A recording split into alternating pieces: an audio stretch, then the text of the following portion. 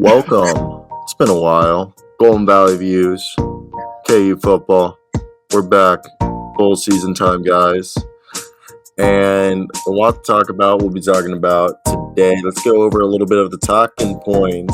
Let's cue that music down. And here we are. Luke and Owens have joined me. And right now, today, we'll be talking about, obviously, the Liberty Bowl preview, a little bit of betting odds.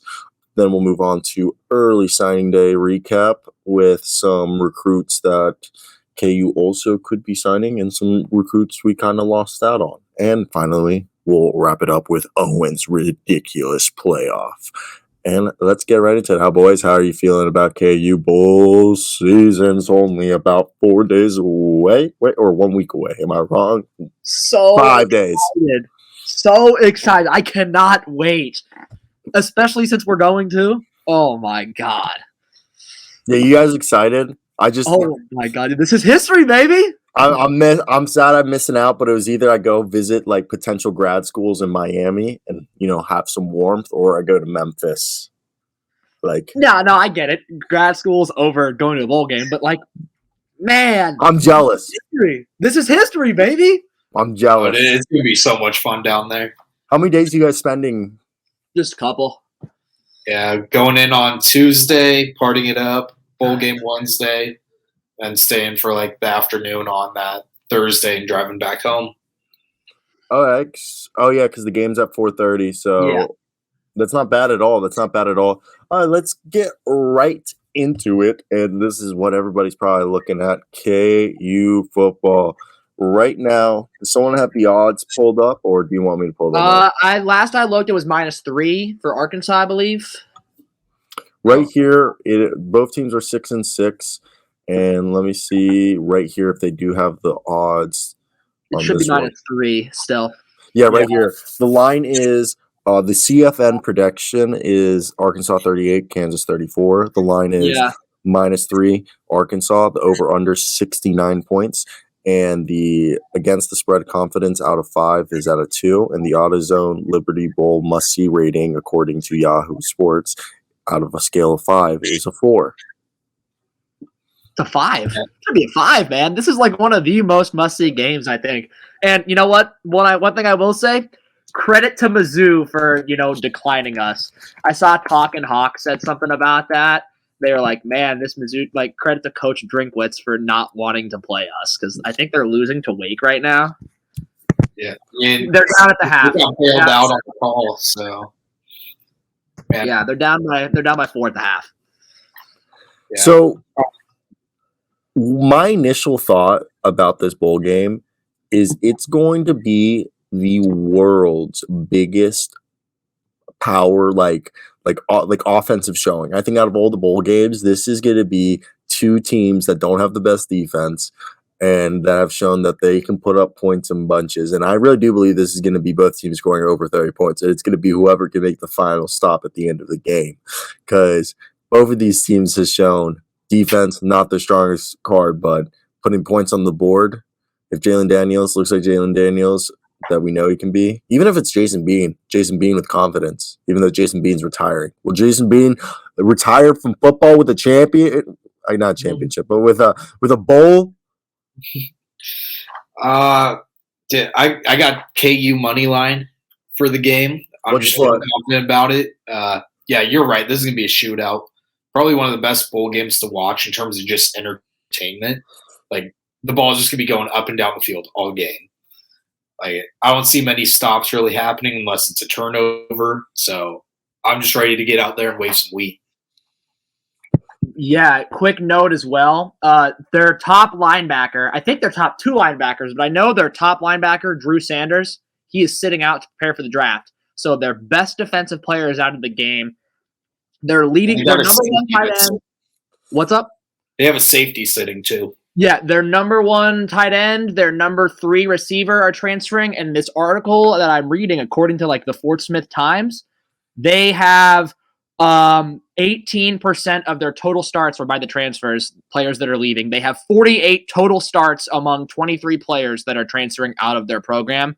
That is a lot. They have a lot of guys sitting out with draft preparation and transfer. But with that being said, Their starting quarterback is coming back for another year of school, and he's playing. Their leading rusher is, again, coming back for another year of school, and he's playing. So, like, that just all this amounts to basically me repeating what Owens said. It's going to be a shootout. Both teams are going to score 35 plus, and over 69 just seems like too low of a total because we can't stop them. Yeah, I want to be in the house to stop the run because that's what they want to do. They just want to run. So And I wanted to say something that I saw on this Yahoo Sports article that you just hit on. That Kansas is missing a few players. We really didn't have too many people transfer. I think it was like less than 10, and the only players that were truly missing are due to injury. But like you said, the Hogs have lost, Drew Sanders and Bumper Pool, which were the top two so tacklers. Bumper Pool's not playing either. I just wanted to make sure. I didn't think Bumper Pool's not playing, and the secondary is also going through some few changes. So Kansas should be able to take advantage of all the new guys. And their defensive line too. And listen to this. You want to hear a stat? The Kansas Jayhawks football team led the entire Big 12 in third down conversions. Arkansas was their strongest suit on defense is getting to the quarterback, but they were awful on third downs. Okay, Jalon Daniels will be able to hit the deep shots and keep the pressure on the Hogs defense. And if we get it, look, the Hogs are 1-4 in games that they gave up 190 yards, while the Jayhawks, 190 yards rushing, the Hogs are 1-4, while the Jayhawks are 5-1 when they get 190 yards or more rushing. Yeah, so I think we're going to run a lot of RPO if they're good at getting to the quarterback. Make the linemen think about who they're collapsing on, and we can either pull it and run or just quick pass. Yeah, I think some play action. Plus, I think we're also going to see the coaching staff, Andy Kotelnicki, go back into some of the Wisconsin Whitewater days, which we saw at the end of the season. We started running some weird ass formations, and I love it when we run those weird ass formations because you never know what they're going to do. Dude, I would love to see the the quarterback boot to like Jason Bean handed it off to Daniels back around, throw it, or vice versa. Yeah. Man, I want to see that again. I want to see us run RPOs, like you said, Owens. Attack these backup linebackers and make them make the right reads. Without Bumper Pool and Drew Sanders, that's going to be a big miss for their defense. Exactly. I'm like, attack them. Listen to this. If Highshaw isn't there, we should be taking advantage that this is Bean's last game and he's going to put everything on the line because he's got nothing to lose. You run this 3 backfield option. Daniels the quarterback, Jason Bean is the other running back, and next to him you have shotgun Bean, Daniels. You put Neal, and right there. Holy crap. How you RPO fake to Bean. You have maybe like a triple option go. You fake it, a handoff to Bean, then you pull it and you have fucking Neal go out as the option, or vice versa. You indirect snap to Bean and Bean goes out to the fucking right while you fake an RPO as Daniels got the snap and he fakes it to Neal, but actually the snap was to fucking Bean and Bean just runs the other way. Oh my God. It's limitless, the potentials with and they're gonna pull out all the stops. This is the bowl game. It's the last game of the year. It's Bean's last game of his career. He's retiring. And Corey Loughlin's a 5th-year senior too, so I mean, he's got quarterback experience. Yeah. He can throw the ball. Got to pull out all the stops, and I think they will. I'm expecting to see an Andy Kotelnicki masterclass tomorrow, or not tomorrow for the game. I think it's tomorrow. That's how excited I am. But. Yeah, Andy Kotelnicki masterclass incoming. That's what I got a good feeling about this game. I think we'll beat Arkansas. Should we jump into recruiting for a little bit? Yeah, let's. I just want to say one thing, that this is a game that I think first off. Also, I want to this is a game, like you said, so many people are leaving. Bow Stick, they want this win, and this win will be such a good building block. Yeah, it means more to our seniors than it does to theirs. Arkansas played in a bowl game last year. They played in a better bowl game. Arkansas is coming into this game with a disappointing season. They expected to do something this year, and them going 6-6 was a massive disappointment. They expected to be playing in a better bowl game than this. Best recruiting website. What's up? 247 Sports. Yeah, just which one was most accurate? 247 Sports. Yeah, that's because it has the composite ratings, which compiles everything into one number. So I'd say that's probably the best to look at. Okay. But yeah, this game means more to our seniors than it does to theirs, and they have a lot of guys sitting out. But even the guys that are playing, it just means more to our guys, and I think that you're going to see that on the field. So let me say something. Did Kenny Logan really deserve like a whole coming back video? I don't know if you guys saw that, but I love Kenny. I had class with Kenny and all that, but like, he's one of those things that turned around the program. Like his personality, his attitude going into it, like he's a workhorse. He is. Yeah, it's just that he might end his career at Kansas being the number one tackler. Is he actually? He might. I don't know the exact stat, but I'm thinking that Joe Deneen, like those guys were up there. And I think Kansas Jayhawks football statistical leaders. Okay, so Joe Deneen is 4th. Willie Pless is 1st. He's 1st, and then we have Nick Reed, Rick Brezen, and then Joe Deneen is 4th. Oh my God, we got a kicker from Nebraska. We got 2 kickers. Yeah, we did. We got multiple kickers. And we have a whole bunch of defensive line transfers coming in too. So I like Seth Keller. I vote for Seth Keller over Charlie Weinrich. Hey, we got 2 kickers. I want a kicking battle. I want us to get the best kicker out there. Like I'm so in on this recruiting class. I'm so happy with it. Like our rank doesn't look like Quay Davis. I'm loving it. Like these are the guys that are going to turn it around. You get those 3 stars to develop because I mean Leipold's a better developer than he is recruiter. So I'm just in love with this class. Okay, we needed depth in the trenches and we needed kickers, and we addressed both of those needs. And there's still room in the transfer portal to get more guys. So yeah, I mean, like obviously you look at our numbers, we're last in the Big 12 in the recruiting class, but of course we are. We're Kansas. Like we needed to improve in certain positions, and that's exactly what we have done so far. So I can't be mad about it. We're gonna do the first 4 guys we'll talk about will be these guys right here. I'm doing it by position, and the first 4 positions for this is I'm gonna butcher names. If you guys can tell me if I'm saying them correctly or not, but Saraza Boncom.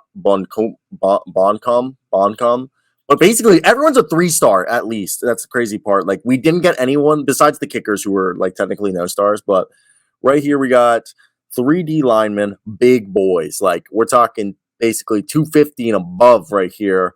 And 2 of them look like defensive ends, with one of them looking like a nose tackle or a D tackle. And then we got an athlete, a 6'4", 175-pound. He's either looking like he's a defensive back or somebody like a receiver on offense. What do you guys know about these guys, and what are your thoughts right here on these first what's his face? Buncombe is a wide receiver. Makes sense. Big size. Yeah, big possession wide receiver. I don't really know a whole lot about those guys because they're obviously not like the big 5-star recruits, and I don't follow recruiting that much. But again, improving depth in the trenches was going to be a big thing for this team because we've got that's the best way to build. You got to build from the inside out, and that was really important. And to see them really go after the D line and the offensive line, and of course the kickers, that was big. Is that a big fuck you to Jake Borchilla? Because does he have like a year left of eligibility? I think so. But he's roster right now. He wasn't in the depth chart. The 2 deep. He didn't go to K-State. He's not traveling to the bowl game, I don't think. So wait, was Tabor kicking? Oh, it was Tabor crazy. Was kickoff, I think. It was like Pete or something. Like but let's continue, and I'll get back to it. Oh yeah, we'll talk about that during the kickers. But yeah, I think that like getting another wide receiver and getting these D linemen huge, especially that we saw besides Craig Young and Lonnie Phelps, we can really get pressure and Lorenzo McCaskill. Yeah, so it's big. It's big. Let's move on to the next guys. Logan Brantley, Calvin Klumps. Calvin Klumps was a guy who he could have gone out of state, but he wanted to be a part. Stayed at hometown Lawrence. That was big. Also, that's a big old line pickup. it really Massive, turns the tides of recruiting in Kansas for us. Looking at these local guys, like we got some good, like not like phenomenal Kansas recruits, but these are the guys that are going to turn it around, bring the energy. They're doing it because they love Kansas. They're not doing it just because it's a road to getting out of college or going to pros. Also, Calvin Clements, 6'7", 295 as an 18-year-old kid. Let's just talk about that for a second. Massive size. Like, we need those big boys to be able to compete with the likes of the Texases and the Oklahomas and the TCUs and whatnot. So getting guys that actually have like FBS Power 5 level size was a big step in the right direction. Definitely.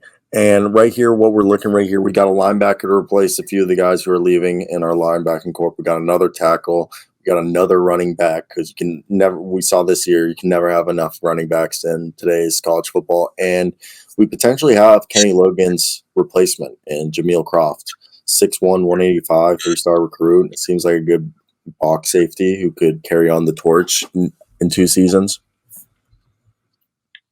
Yeah, replacing the guys that are, well, obviously Kenny Logan's coming back, but, maybe he is Kenny Logan's successor. Like in 2 years. Yeah, in 2 years, obviously not like right away, because he probably won't play much next year, and then, he'll be a sophomore the year after. But Lance is like obviously taking a big step. And one thing I will say, I was at the Indiana game the other day. They had a whole bunch of rows reserved in the student section and right above the student section. A whole bunch of rows that were packed full with football recruits and their families sitting next to guys like Jalon Daniels. And I can't remember who the other players were. I didn't really get to see any of their faces. But we had a whole bunch of present players also sitting with their recruits and their families, actively trying to recruit guys. So even though I don't know how many of those guys we ended up getting, that was nice to see because we never see that. And at a basketball game, no less, where there wasn't any football games to be going on at the time. So Lance is really hitting it hard, and there's still room for improvement in the transfer portal, and I think we're not done. We're going to get a few more guys. Yeah, one of the things I love about this recruiting class is these are guys in the past who have, if they came in, they're playing day one. These are guys who are coming in with depth. Like, sure, if they make an impact right away, great, but we don't need them to be. Like, they're not coming in being like the savior to Kansas football. They're coming in and they're building. So the expectations just, I don't want to say they're not as high, but they're just more manageable for a kid. If you don't meet the expectation right away, like, you still got time. Yeah, it's not like when Devin Neal came out of school, because he was expected to be the savior of our program. And to his credit, he's lived up to it. But we asked Devin Neal, we asked a lot of him right away. He stepped up. But these guys won't be asked to do that, which is important for their development. These 4 we just pulled up here, Jaden Ham, the Eudora kid, love that kid. Eudora is 10 minutes away from Lawrence, if that. Like, he's just a kid that it just feels like he's all in on Kansas. Yeah, we're also doing a good job of recruiting from California, Kansas, Texas. Those seems like we're doing well. And then the other places I've seen is, one Michigan guy, a Colorado guy, an Iowa guy, a Florida guy, another Missouri guy. But Cali, Texas, and Kansas have been really good for us. We got another safety. We got a big boy tight end to replace. I think, what is it? Is it Fairchilds or Cardell? One of them is, I think, a senior. I think Cardell is the senior right now. So getting another big body, we've seen it. We like those 6'4" and above guys who can block and catch passes. And then over here, getting not only the 6'4" athlete that we mentioned earlier, but we got a nice speedster. It looks like it's in Jared Sample, 5'10", probably an agile guy who can play the slot. And then another Kubeka, who we can only Keaton Kubeka. Keaton Kubeka. I think that's how you say it, but man, I love this kid. He's been committed for a while. I see him tweeting at our other recruits, being like, "Hey, dude, you were at that game. We should have hooked up. We should let's go to another game and hang out." And like building these relationships as a recruit, and that's just something you love to see because we haven't had that forever. It kind of reminds me of RJ Hampton. Is he the next Kerry Meyer for basketball? But he's why Jalen Wilson came to KU. Yeah, and he didn't even commit, and he didn't even end up staying at KU, but they played together in high school. Yeah, and I think RJ was just like, I'm going to go play in Australia, get like started on my pro career. But Jalen, he's your guy. And so I see the same thing happening with Keaton Quebeca. Good little comparison. And then we'll talk right here. We got some recruits. We got Devin Phillips, Gage Key, 2 linemen, and then an offensive tackle, Logan Brown, the former 5-star. They said he was a 3-star transfer. Was he shit at Wisconsin? Wisconsin's the hyper-competitive offensive line. They're a lineman factory. So he just didn't really get as much game time as he would have liked. Devin Phillips. Good coach. Yeah. Devin Phillips, he played a decent amount 2 years ago. He didn't play too much last year. He only played like 3 games, I think, probably because he I don't know if he entered the transfer portal early or he got injured, but he put up like decent numbers from what I remember. He had like 4 sacks or something like that from a few years ago. So again, defensive line depth. And another guy, Gage Keys. He didn't really play too much at Minnesota either last year, but again, just guys that we need to get to improve the trenches. I like the look of both of those guys, and I think especially a guy like Devin Phillips, he's going to be our nose tackle. He could make an impact right away, and I really like him. Besides like Logan Brown, obviously, because he's probably going to make the biggest impact right away of these guys. But Devin Phillips and of course the 2 kickers. It was very important for us to address those positions. Well, first off, I think we wasted time with those kickers because this guy, Owen Piper Gertis, is a 6'6". Piper Gertis, that's what I was talking about. He's a wild name. 6'6", 260, and he's a kicker. He's like that Penn State kicker, except he's not 5'8", 260. He's and has to quit because of depression because he's mad. He's upset about being fat. Oh wait, did he? Oh shoot, I forgot about that. Yeah. I mean, mental illness is a real thing, but like, yeah, I forgot about that. I mean, when you're just known as the big boy, it drains up on you. I mean, if you accepted it, wouldn't. Yeah. Yeah, not everybody's built. I would have just rolled with it, but guy had a pro career if he rolled with it. You know how much like literally he could have been Pat McAfee 2.0, like called the boomstick. Yeah. He could have. He was laying some nasty hits in college. Yeah. I mean, the kicker thing, though, so I like Piper Gertis, but, man, Charlie Weinrich, I saw a video of him hitting from, I want to say 56, 57 in high school. So he might just be that big leg we need. Seth Keller was automatic at Texas State. And so, I don't know, if you can bring in those guys with experience, and if it's Seth Keller is short range, we just need 3 points within the 20. Charlie's from Kansas, Leawood.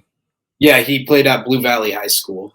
Yeah, he didn't do shit at Nebraska, so he's a guy coming home, Charlie. And then let me pull up Seth Keller. 86% career accuracy, including 16 of 18 from 40 to 49 and 15 of 17 from 30 to 39. And he punted. Yeah, that is where what's-his-face, Borchilla really struggled, was that 30 to 50-yard range. And having a guy who's, money from that range is obviously going to be massively important because he's 30. We always say college kickers whenever they fuck up. And no, Seth Keller's long is 49 in college, but he is an 86%. He's hit 37 out of 34 attempts in college. Granted, that was at low-level FCS. But kicking is kicking, man. I mean, yeah, the greatest kicker of all time with the South Dakota State. Yeah, at the end of the day, kicking is kicking. And he only attempted 1 field goal for more than 50 yards, so he just hasn't had that many attempts from that far. What'd you say? I was making a joke that Justin Tucker went to South Dakota State. That was good. I love my Baltimore Ravens, but no. Yeah. I know you're a big McAfee guy, but Adam Vinatieri, you asked. Vinatieri is, I know, but he's not the greatest kicker, man. It is Justin Tucker, but I love Justin Tucker, but right now, I think it's either way. Let's move on to this playoff thing. How should I even show this? Which is the first? I can take over on that screen share. I got it pulled up. Yeah, can you pull up the screen share? Yeah, take us through it because there's some really intriguing matchups that I liked when I was looking at it earlier. Like that Troy and Kentucky first round matchup, that would be a great game. Owens just made the NCAA March Madness version of college football playoffs. All right. Are you guys seeing what I'm seeing? Yeah. Yes, sir. All right. So it starts off.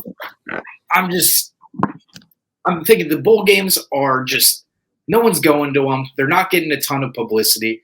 Make all these games just a playoff game. 42 team format. Like you can get some games, same sponsors. It's insane. But you would get a nice Pitt Duke game here before they get murdered. Like Tulane UCLA. You get that game with no opt-outs. Like you're just working your way. Coastal Carolina? Yeah, you can get Coastal Carolina, K-State, or Mississippi State going to Manhattan. Like these are just great games that I think we would see. Like it would be the same kind of level as the bowl games we're seeing. Like you would get guys not opting out. They would care. They would play for a chance to at least make it to the Elite Eight, Final Four. Like, look at that Oregon State LSU matchup. Purdue versus Washington State. I forget Purdue has a football team. Yeah, Drew Brees, the interim coach. Was he actually? Yes, their coach. So Purdue's coach. What is it? Jeff Brom or Brian Brom? Jeff Brom, I think. He left to go to take the Louisville job because the Louisville coach left right before the bowl game to take. Yeah, because it's Jeff Brom because Brian's the offensive coordinator. So the Louisville coach left to take the Cincinnati job. Guess who Louisville plays in the bowl game? Cincinnati. And so Purdue, they needed an interim coach because their coach just left to take the Cincinnati job. So obviously they said, you know what, we're going to hire Drew Brees, greatest player ever at Purdue, the interim coach for the bowl game. Have they played yet? No, they haven't played the bowl game yet. But Drew Brees. If they win that, do you think Drew Brees gets a coaching job? I don't know. I honestly don't know. No way. Maybe an assistant coaching job, not head coach. You don't think Purdue just installs him full time? You think they pull a Jeff Saturday? I don't know, man. I mean, it's easier at the college level than it is at NFL level, but still. So one of the games that intrigues me about this is Troy, Kentucky. So Troy is just way higher ranked up, but you'd see those like group of 5 teams playing against ours or Power 5 teams, and just you'd see how these go. Like NC State could get a lot more respect for the group of 5, but also if they get pummeled, then it's like maybe they shouldn't be as highly ranked as we keep them. That's true. Yeah, I mean, the only thing is you're talking about fatigue. You know how many guys would get injured in this? So my thought is, so the teams, how many careers are you ending every year? We're ending any. You play 17 games at the NFL level. Yeah, if the guys who are going pro, they need to be practicing getting this many games into a season, because you see a lot of the rookies start getting hurt later in the season because they're not used to playing like this. Yeah, but you also have 2-a-days in college, I'm pretty sure, right? During the season, before the season, like in the middle of the season, they aren't doing 2-a-days because they have games.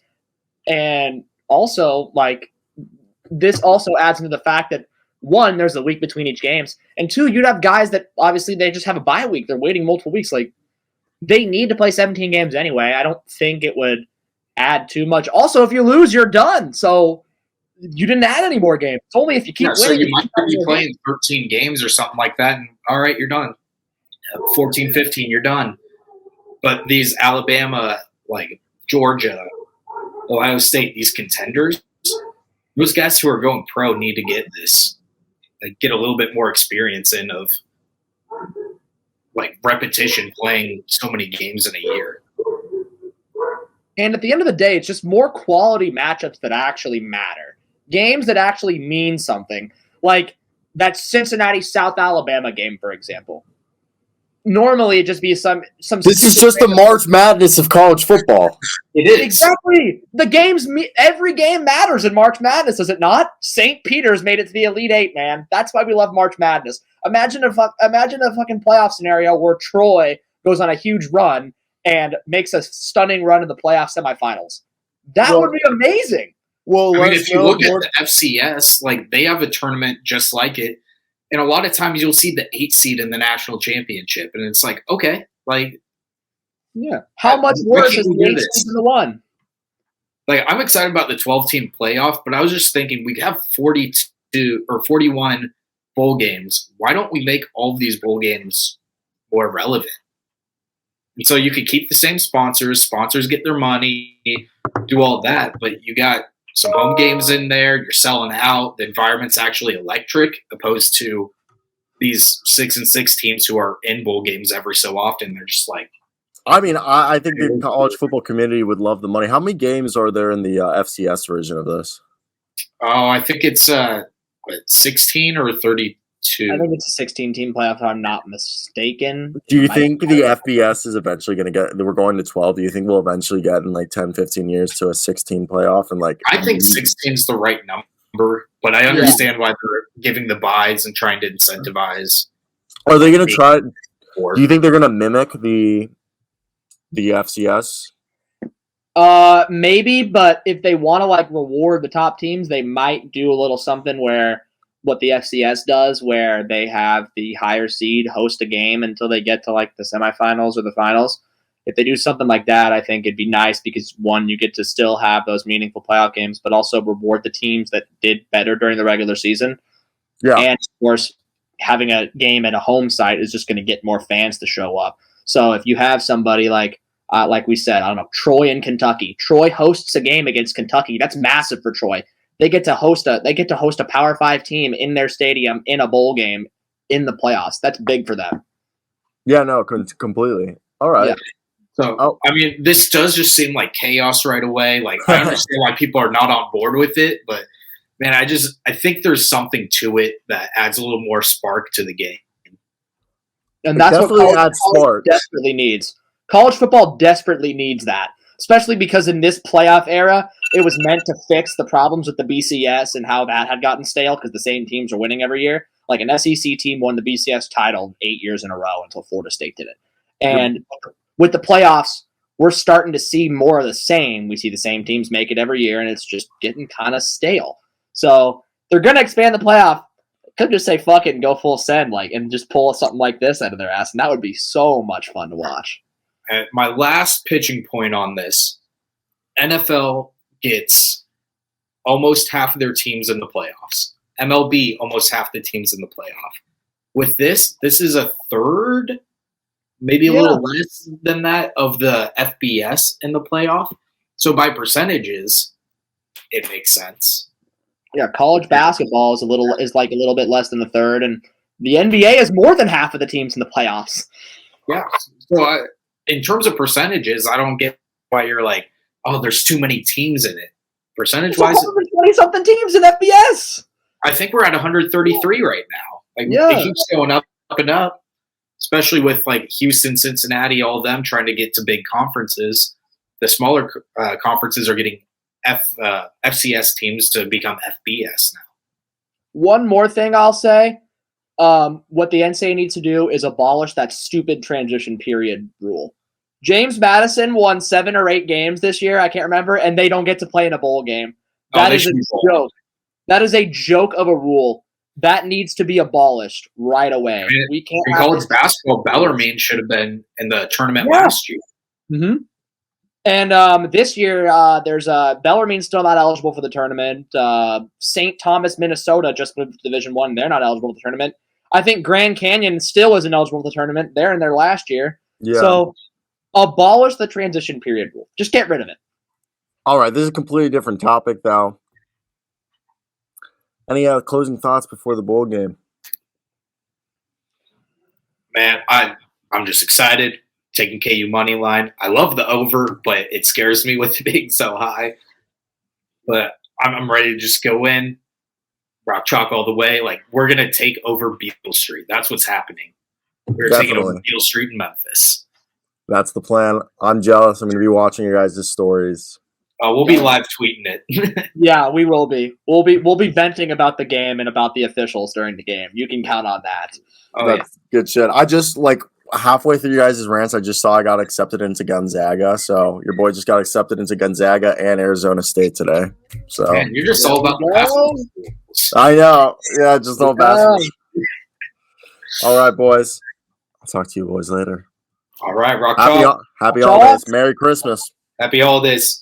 Happy holidays. Owens, I'll see you next week. All right, let's go Beale bowling, Street baby. ain't ready. Beale Street ain't ready for the Hawks. Take care, boys. All right.